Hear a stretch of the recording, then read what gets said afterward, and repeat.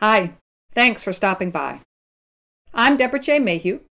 I've been working in the field of software and web user experience as a consultant, author, and teacher since the field first emerged in the very early 1980s. This brief course provides an introduction to the field known as user experience design, commonly referred to as UX, as it applies to the design of websites, whether e-commerce or other types. Do you have or plan to launch a small to medium-sized web-based business of your own? Do you want to optimize a website to support its business goals? Do you have little or no formal training or experience in designing for website user experience and want to learn more? If so, this course is the place to get started. The course provides an overview to introduce you to the basic design components impacting a visitor's experience on a website. It provides concrete examples from real websites to reinforce your understanding, explains why the user experience is important to your website success, and provides a little insight into the design process. Once you've taken this introductory course, you will then be better prepared to benefit from other UX courses offered through the Online User Experience Institute, or UXI. There you'll find a growing number of courses aimed at different levels and types of background and experience on topics such as user interface design, user requirements research, user interface evaluation techniques, and even such related things as search engine optimization techniques and technical writing. Let's start by asking the question, what is a website user experience? Take a moment to pause this lecture and jot down on paper your definition of user experience. When you've done that, you can continue playing this lecture. The term user experience is used to refer to the overall quality of the experience people have when visiting and using a website. One useful and more specific way to define user experience is that it is the sum of a visitor's perception of the quality of 5 different website components. First, visitors will have a perception of a website's utility. That is, how useful the site's offerings are to them personally. Does the site have products or services of the type the visitor is looking for or needs? Second, visitors will perceive a website's functional integrity. Simply put, does the website work properly? Or does it crash or work erratically on the particular computer and browser the visitor is using? Third, a website might feel more or less usable. This refers to the visitor's perception of how easy it is to learn how to accomplish tasks and how efficiently they can get them done on the site. Fourth, visitors will have a perception of the persuasiveness of a website. For example, does the site provide all the information the visitor needs about a product or service to make a buy decision? Does it motivate some desired action on the part of the visitor? And fifth, visitors will have an overall emotional reaction to a website, which may be positive, negative, or neutral. The site might strike them as appealing, entertaining, or pleasing, or it may impress them as unprofessional, boring, or even offensive. This perception is based largely on the visual design of the site. So, what makes a great user experience? A great user experience provides something that visitors consider of value, whether products, services, or information. That's what we call utility, and the professional skill set drawn upon to achieve it is marketing. A great user experience works efficiently and without bugs or crashes on most browsers.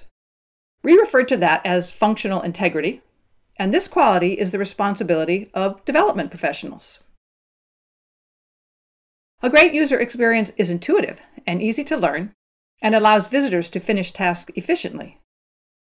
That's the quality we call usability, and the knowledge to achieve it comes from the field called usability engineering.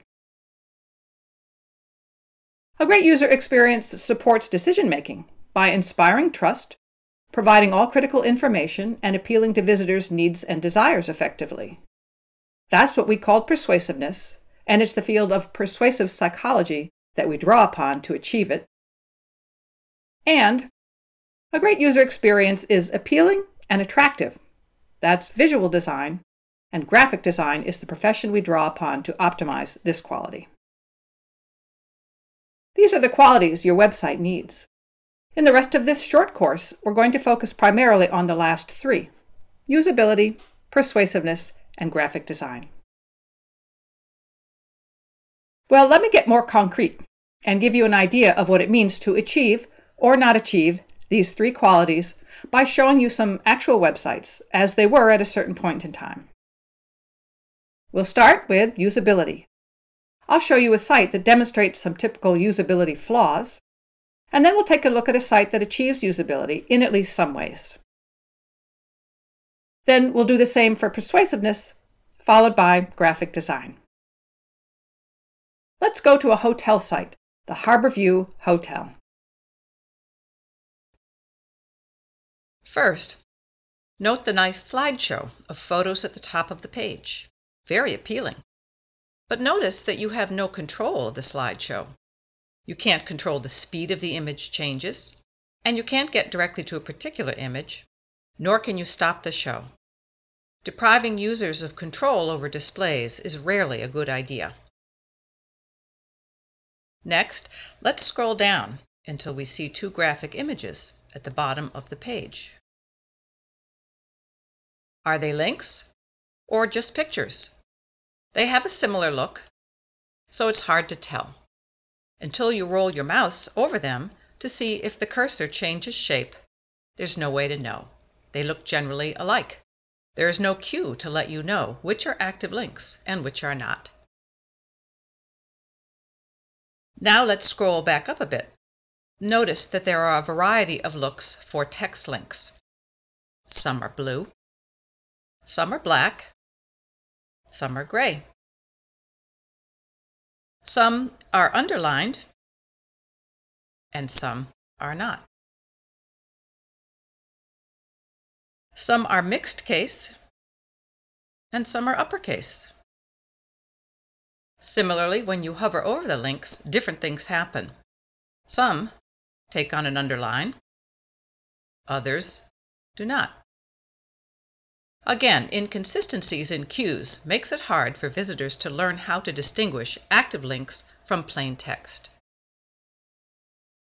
In addition, notice that the company logo is not a link to the home page, which has become a de facto standard that many site visitors now expect. Okay, let's follow a link. Let's invoke the Activities drop-down menu and then select Island Activities. Then, let's click on Lighthouses. Again, lovely picture. Let's scroll down now and scan the content. Now, after reading for a while, imagine you want to step back and see where you are and where you've been. Can you tell? What page are you on? Can you tell, if you did not remember, that you went down the Activities link to the Island Activities page? No, you can't. There's no page title that corresponds exactly to a link name, no breadcrumbs showing your series of chosen links, and no cue in the main or second level or even third level navigation that shows the pathway you took. A well-designed site will always make it clear where you are and how you got there. This site does not. It's easy to get lost and hard to remember your way around. By contrast, let's visit another site. This time, we'll look at Netflix, the mail-order movie rental site. First, note the two levels of tabs at the top of the page and the embedded cues that let you know where you are at the moment. Next, note the personalization on the home page of the site once you're logged in. This is very helpful information. Next, let's look at the movie queue. Note that I can get some quick information on a movie in my queue simply by rolling my mouse over a movie title link. I don't need to click through to another page and then return to the queue page. I can roll over and then roll away. Very easy. But also note that the pop-ups come up only when I pause for a second or two over a link, and this prevents rapid pop-ups as I simply drag my pointer over the page. I've seen that happen on other sites. You probably have too, and it's very annoying and confusing. So, those were some examples of usability issues. Next, let's look at some examples of another aspect of user experience, persuasiveness. Remember that part of persuasiveness is establishing trust, as well as providing complete vendor and product information to support buy decisions. Let's start by looking at a website called brylanehome. First, note that when you arrive here, there's no value proposition. While it's fairly clear what this site is selling, home products, there's nothing compelling to distinguish this company from its many competitors. To answer the question, why should I buy here? Next, notice that there's no About Us section above the fold. It's there, but in fact, it's way down at the bottom of a very long page and in quite small letters, hard to find and hard to read. And when you go there,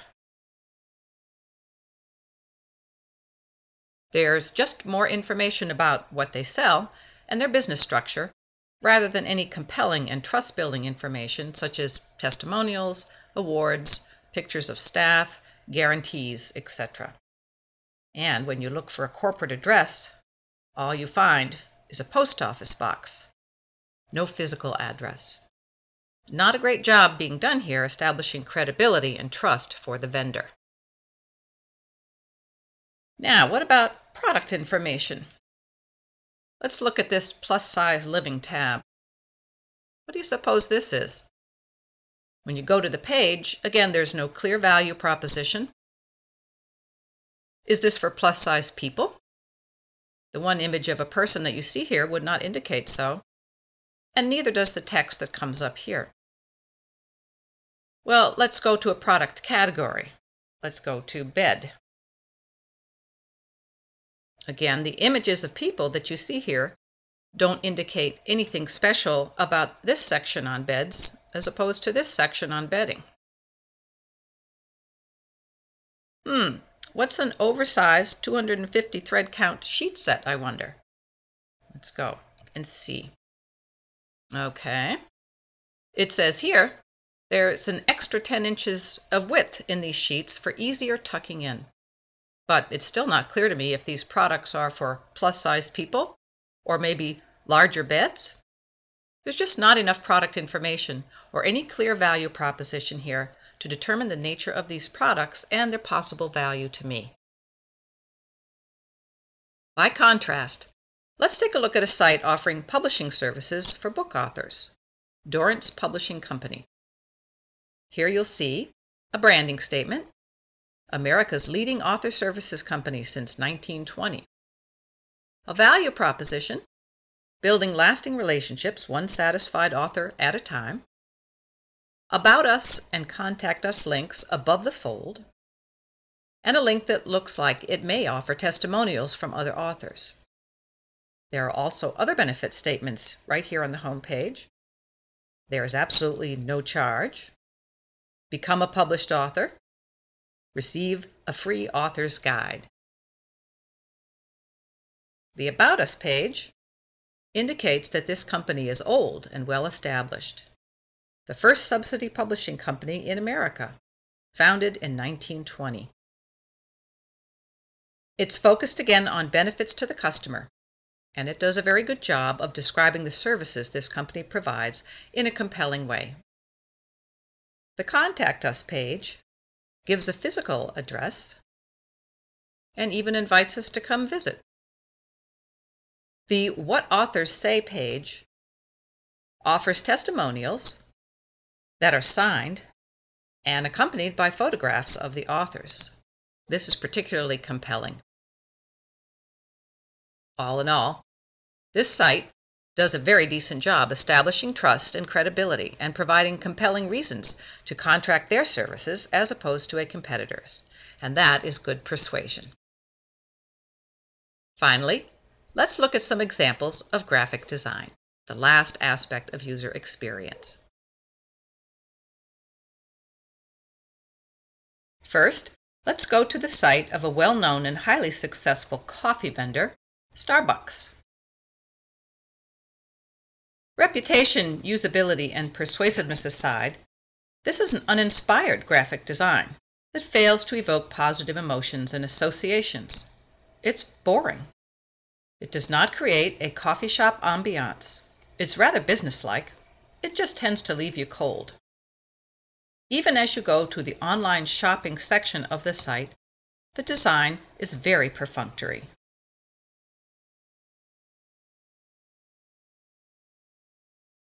By contrast, let's look at a similar vendor site, New England Coffee. Here we see an attempt to create a feeling. The overall palette of coffee and cream colors and the softer lines created by rounded corners go a long way. Photographs throughout the site create images in the mind and evoke smells and tastes. The site evokes pleasant sensations, adding motivation to explore the site further.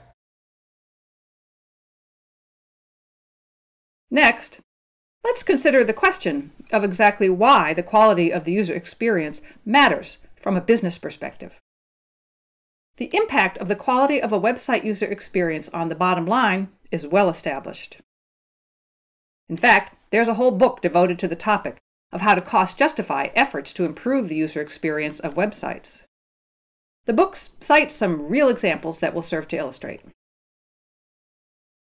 One anecdote relates that Dell Computers initiated an effort to apply usability principles to its e-commerce website and found its sales increased dramatically within a 6-month period, in fact by 34-fold. Another example cited describes how Skechers, a vendor of footwear, improved the design of navigation in its e-commerce site, and this resulted in an increase in sales of over 400%. In a third example, IBM spent millions to redesign a website and found that within 1 week of implementing the improved user experience, sales increased by 400% and use of the help button decreased by 84%. This last statistic is telling. Less use of a help capability suggests a website user interface that is relatively intuitive and easy to understand. Well, those examples were all from large corporations. Now let's take a look at how an improvement in the user experience might impact the bottom line of a small business on the web. Let's imagine you are selling something like handmade jewelry online through a website. Suppose currently you have on average 1,500 visitors to your e-commerce website each month, and that your current conversion rate, that is, the percentage of your visitors that make purchases, is 5%, which is a typical rate these days. Let's further suppose that your current average sales per order is $30. Well, in this case, your current average annual sales is $27,000. That is, 5% of 1,500 or 75 visitors per month, placing orders at $30 per order, totaling $22.50 per month, times 12 months is $27,000. Well, now let's suppose that by improving the user experience, in turn by improving your usability, your persuasiveness, and your graphic design, you increase your conversion rate by 1%. That is, from 5% to 6%. The additional 1% conversions, based on traffic of 1,500 visitors per month, translates into 15 more orders per month. An additional 15 orders at $30 per order is an additional $450 in additional sales per month, or $5,400 more in sales per year. Another less direct but still very real way an improved user experience can increase your sales is by word of mouth. Visitors who have a good experience on your site, assuming you also have a good product or service to sell, tend to spread the word. Well, again, let's assume you currently have an average of 1,500 visitors each month and that your current conversion rate is 5%. Let's also suppose again that your current average sales per order is $30. And again, your current average annual sales is $27,000. That is 5% of 1,500 or 75 visitors per month, placing orders at $30 per order, totaling $2,250 per month, times 12 months is $27,000. Without yet including the increased conversion rate we just discussed, let's consider the possibility that an improved user experience results, due to positive word of mouth, in drawing 500 more visitors each month to your site. Well, in this case, your increase in sales would be 5% of 500 visitors, or 25 more conversions, at $30 each, or $750 per month, for 12 months, or $9,000 per year. And of course, you could conceivably get both these benefits from an improved user experience. That is, increased conversion rate and increased traffic. And if you did, the benefits would be cumulative. That is, if your conversion rate increased by 1% to 6%, and your traffic by 500 visitors per month to 2,000 visitors, then your annual sales becomes 2,000 visitors times 6% times $30 equals $3,600 per month, or $43,200 per year. That's $16,200 more than your current sales of $27,000. There is, in fact, a great deal of room for improvement on e-commerce website performance.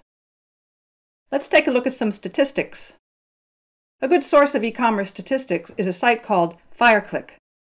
A look at these statistics in December of 2013 revealed that the average conversion rate on e-commerce websites was only about 5%. That's actually somewhat better than the 2 to 3% it used to be only a few years ago. But it still means that about 95% of visitors are not buying. That's a huge percent one can try to tap into by designing a better user experience. Another useful statistic is the rate of abandoned shopping carts. This is the percentage of visitors who get so far as to actually put items in their shopping cart, but then bail out without completing the purchase process.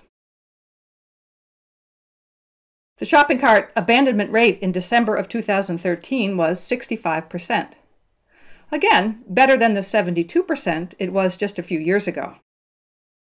But it still means that around 65% of visitors are leaving sites without buying, even after they have selected products to put in their shopping cart. Again, a big number to try to tap into. It's also true that some websites currently achieve up to 40% conversion rates. But the sites that do tend to be those with already well-established brands and value propositions, on which it's likely that visitors arrive already knowing who the vendor is and what they want to buy. But you probably don't fall into that category, or you wouldn't be taking this course. It's interesting to note that, in fact, many, if not most websites, seem to evolve their user experience over time in a particular pattern. Typically, small business e-commerce websites launch with attention only paid to utility, providing a useful product, service, or information, and functional integrity, getting the site to actually work correctly. Another significant percentage also start with good graphic design, although many add it in later, and some never do invest in this quality of the user experience. Usability is usually only attended to when a site seems to be underperforming, and many sites never achieve optimal persuasiveness. Well, redesigns and releases are expensive, and often a poor user experience deters early visitors from ever returning to try again. Instead, it's much more cost-effective to follow a logical approach to the design of an e-commerce user experience that addresses all the necessary qualities prior to initial launch.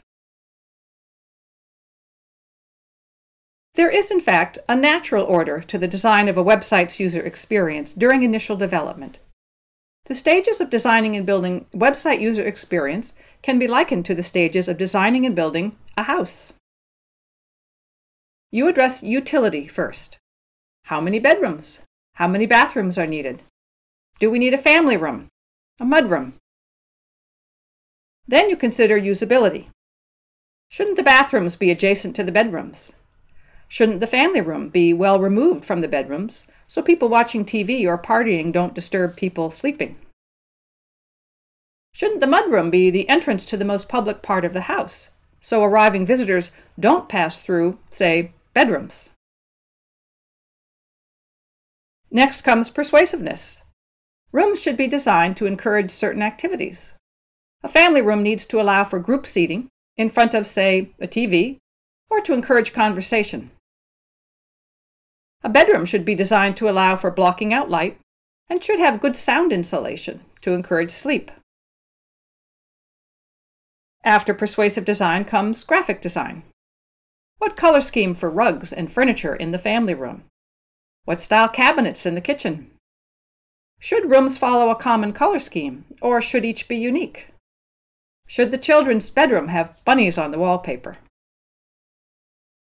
Only when all these design decisions are made can the house or website be built, and then achieving all the design goals, but also building a structure with functional integrity must be addressed. This is the natural order when developing a new website. Ideally, all these qualities should be addressed and optimized before you launch your site for the first time.